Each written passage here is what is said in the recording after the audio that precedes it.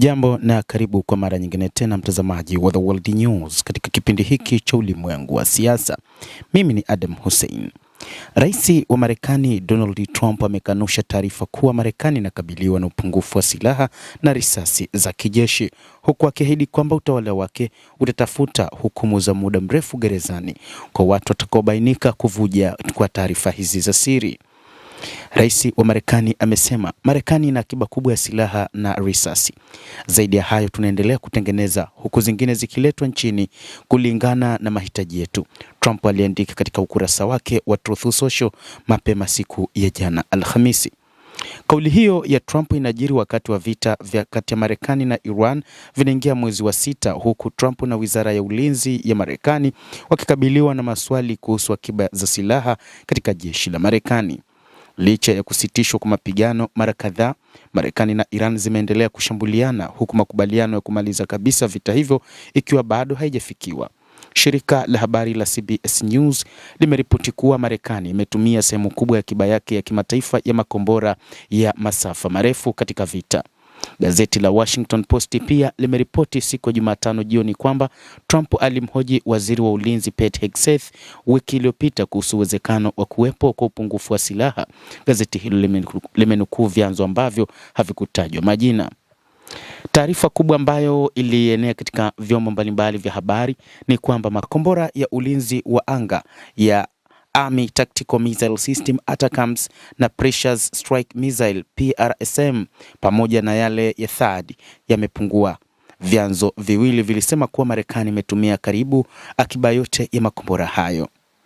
Kulingana na taarifa hiyo, Reuters miongoni mwa vyombo vya habari vikubwa ulimwenguni vimeripoti kuwa Marekani imetumia karibu makombora yote ya masafa marefu yenye uwezo mkubwa wa kulenga shabaha kwa usahihi wakati wa vita dhidi ya Iran. Hii ni kulingana na shirika la habari la Reuters.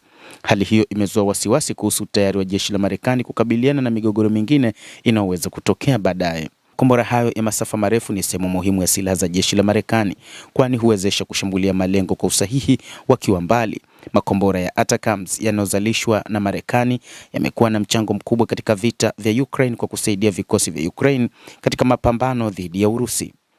PRSM ni kizazi kipya cha makombora yenye uwezo wa juu zaidi, kinatarajiwa kuchukua nafasi ya ATACMS ambayo yana uwezo mdogo wa kufika mbali pamoja na yale ya THAAD.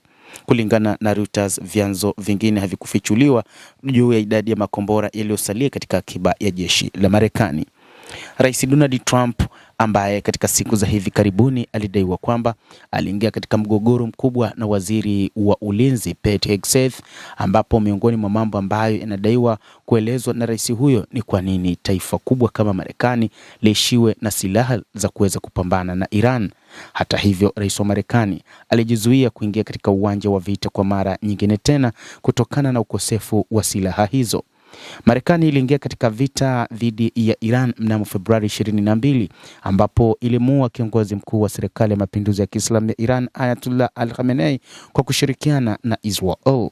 Hata hivyo, katika mapambano haya Marekani kupitia rais Donald Trump walidhani yatakuwa ya muda mfupi zaidi, lakini kutokana na namna ya Iran ilivyojiandaa kwa muda mrefu katika makabiliano na Marekani, vita vimechukua muda mrefu zaidi tofauti na kile ambacho kilitarajiwa.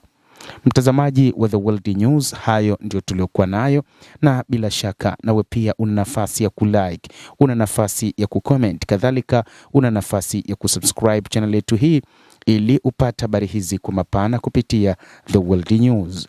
Jina langu ni Adam Hussein, endelea kuwa nasi wakati wote, endelea kutufuatilia ujue ni nini kinachojiri ulimwenguni.